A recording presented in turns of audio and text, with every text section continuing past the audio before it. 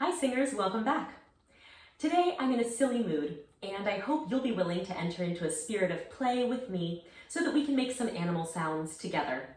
Now this exercise, oddly enough, I never use it with my young students, but all the adults I use it with just love it and find it very helpful. So it's an exercise that will help you feel high and forward placement, which is really where we're always trying to go with our singing, right? We want the sound to be forward and we want it to be placed high in the face, up in the mask, right?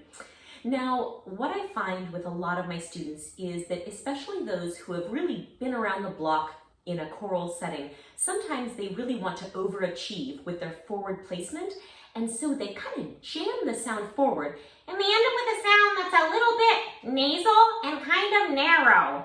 And we don't want that. That's not the sound you want to bring to the masterworks of choral literature.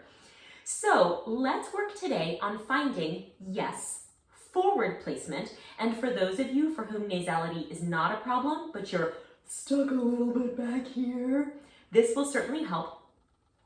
Also, for those of you who are maybe a little bit too far forward or forward without any height, we're going to add a little bit of that height or dome to the sound.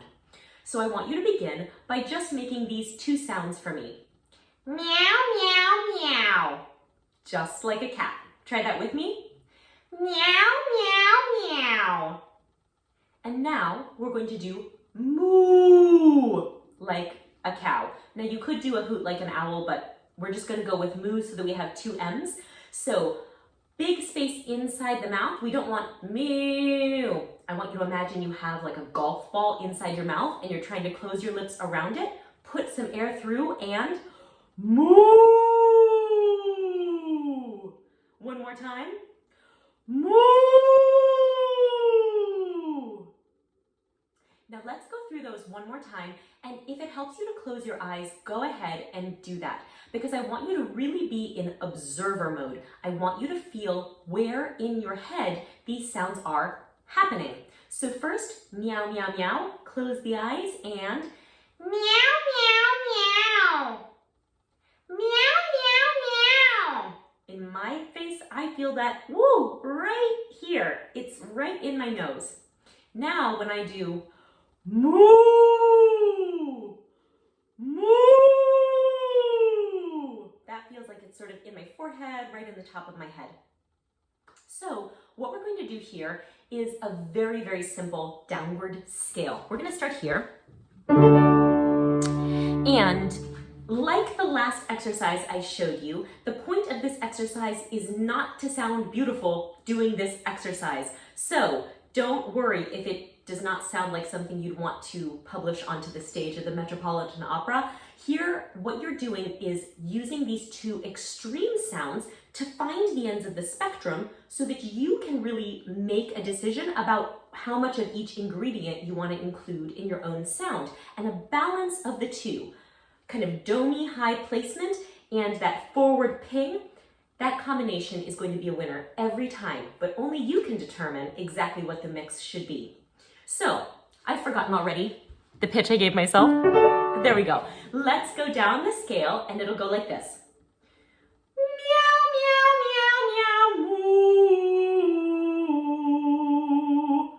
4 meows, 4 moos. Try to keep the meows meowy and the moos mooey. Ready? Let's do that together. Here we go, breath. Meow, meow, meow, meow, moo.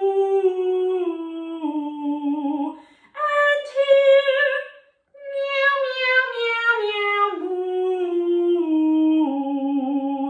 And here, meow, meow, meow, meow, moo. Did you catch what just happened?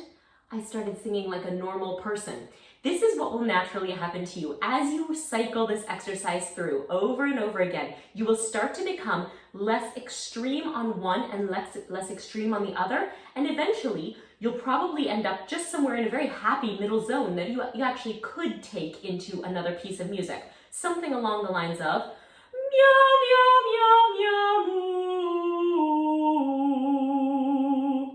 There I'm feeling a sound that is really quite pingy, but it's also open. It doesn't feel jammed or diffuse in any way, and I'm really happy with the balance.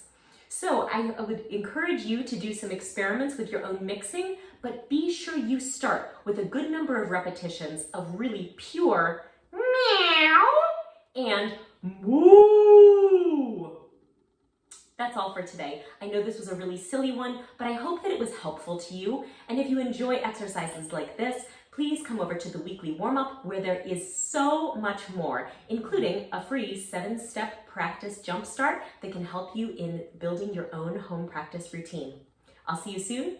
Thanks for practicing.